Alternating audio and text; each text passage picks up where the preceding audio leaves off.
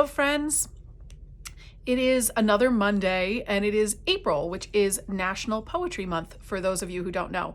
So that was started in 1996 by the National Poetry Foundation, I believe, and it is the 25th anniversary. So I have not oft talked about poetry on these book talks because I don't read a lot of poetry, which I'm exposing a weakness in my literary repertoire. But I figured I do have a lot of patrons who read poetry, and several of them have asked me on a number of occasions to talk about poetry. So I'm going to talk about 4 different collections of poetry today. They're not anything brand new. They're just ones that I have read and do love.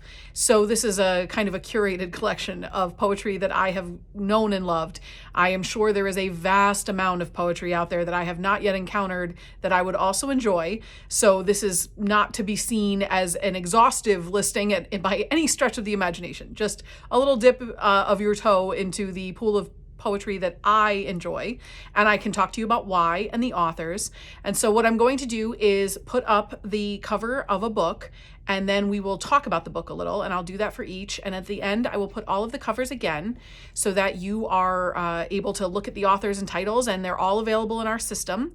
And if you have any poems that are your favorites or poets, please feel free to give me an email, let me know about it, comment on the video. I would love to hear about all of your favorites, because that's a great way to be introduced to somebody new when you're reading in a unfamiliar territory, I guess I would say. So let's get started. As you saw there, the first book of poetry that I'm discussing today is called I Wouldn't Have Missed It, and it's by Ogden Nash, who was an American poet who lived from 1902 to 1971. Pardon my look down, I'm just looking at my notes so I don't mess anything up. He was considered the country's best known producer of humorous poetry, so light verse. He did write children's books as well. You probably know one of his poems. They're very short, some of them, and very funny. The one called On Ice Breaking is candy is dandy, but liquor is quicker. I have grown to know and love Ogden Nash's work because he was a favorite of my maternal grandfather's. So my grandfather thought he was hilarious and owned a bunch of his books. My mom actually gifted me one of my grandfather's copies last Christmas, which needs some love because it is well read and enjoyed. So he has really interesting rhyme schemes. They're quirky, they're funny, they're not too serious, but they do, I think they're uplifting. Like, I find them entertaining. I enjoy reading them. I mark the pages with the poems that are my favorites. I find him light and enjoyable, and he's pretty often quoted. And I think that if you haven't ever read any of Ogden Nash's poetry, check out any collection, but I particularly like I Wouldn't Have Missed It. He's just a fun, good time to read. And I think we could all use a little of that right now. Plus, it's springtime and things are feeling upbeat and more uplifting, and why not read a great, funny poem? So they're not super deep in meaning, but they're highly enjoyable. So that's my first favorite. Okay, on to our next book. Our next book is the Maya Angelou, The Complete Poetry. So again, Maya Angelou is not somebody that you haven't heard of. I am certain of that. She was an American poet, a memoirist, a civil rights activist, and she lived from 1928 to 2014. I think most people are familiar with her biographies, her autobiographies that she wrote. I Know Why the Cage Bird Sings, and there's a whole series of them. They're all amazing and influential and made a big difference in my life when I read them. But then she also is really well known for her poetry. So she is full of hope. She deals in reality, but she never lets go of the hope that things can and will get better, which I greatly appreciate and I think is sorely needed in this day and age. She's also a very lyrical writer. One of her most famous poems is Still I Rise. It just, as they said in the book, hails the indomitable spirit of Black people and their ability to triumph over adversity. So one of the stanzas from that poem is, "You may write me down in history with your bitter, twisted lies. You may tread me in the very dirt, but still like dust I'll rise."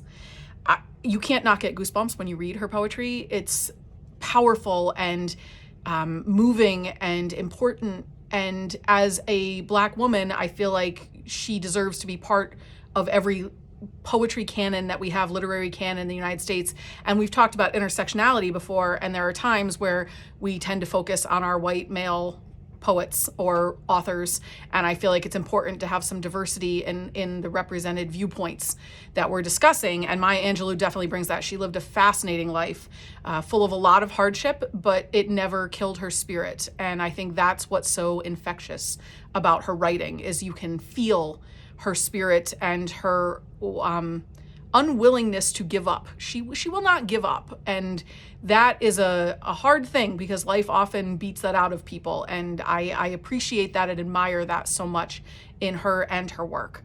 So if you haven't checked it out, Maya Angelou, The Complete Poetry, gives you the full selection, so you can read through and check out all of the different types of poetry, and it's a pretty hefty volume, so but well worth the read. Okay, our next book. So we're going local for our next author, Edna St. Vincent Malay, and the book I have here is Collected Poems. So it's, again, a survey of her work through all of the ages. She lived from 1892 to 1950, and I say local because she was not born here, but she actually lived and died and is buried in Austerlitz at Steepletop is the name of her place, which was a museum up till recently, but I believe they had to close a lot in the last year or so. But she did live locally with her husband and is buried there, and so we can kind of cheer her on as our own, which is a wonderful thing to be able to do, because she has a collection of very impressive work.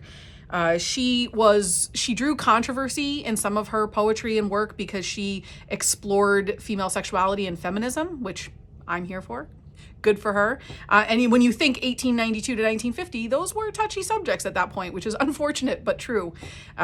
She was a trailblazer in that way, and many other people, I think including Dorothy Parker, said that they all just wandered in after Miss Malay. So she came out with her thoughts and her opinions, and controversial or not, she was who she was.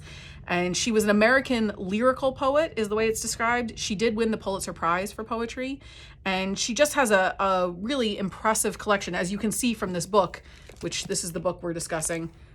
It's no tiny tome. It is full of her work over the years, and her first major poem was Renaissance and Other Poems. That was her first volume, and it came out in 1917, and that was when she first kind of sprung to prominence.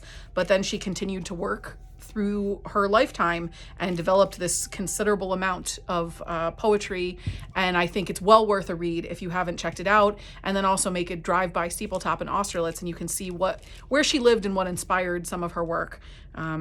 And I just really admire her. So if you haven't read any Edna St. Vincent Malay, I highly recommend it. Okay, one more book. Okay, so I'm ending with one of my favorites, which is Walt Whitman's Leaves of Grass.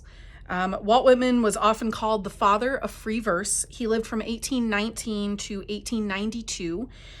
Leaves of Grass is his most famous work, and I think there's good reason for that.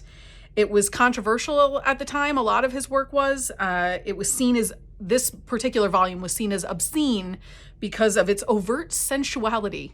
So it's very nature focused, but also a lot about sensory experience, which I love. And I thought, since this is a Poetry Month presentation, I would just read this little piece from the preface that is actually the part that made me not be able to put the book down, because I loved it so much. I have this verse written in various places around my home, and I read it periodically because it just inspires me. So this comes from the preface of Leaves of Grass. This is what you shall do. Love the earth and sun and the animals. Despise riches. Give alms to everyone that asks. Stand up for the stupid and crazy. Devote your income and labor to others. Hate tyrants. Argue not concerning God. Have patience and indulgence toward the people. Take off your hat to nothing known or unknown, or to any men or number of men. Go freely with powerful, uneducated persons, and with the young and with the mothers of families. Read these leaves in the open air every season of every year of your life. Re-examine all you have been told at school or church or in any book. Dismiss whatever insults your own soul, and your very flesh shall be a great poem and have the richest fluency, not only in its words, but in the silent lines of its lips and face and between the lashes of your eyes and in every motion and joint of your body. I think that is powerful. And that is the power of poetry, right? Poets don't necessarily have an entire book to capture the emotion and the feeling and the sentiment they're after. They're trying to do it succinctly usually. Leaves of Grass is a pretty long work. Many aren't though, and I feel like it's not the number of words that matter, it's the choice of words, and that's what makes poets so amazing.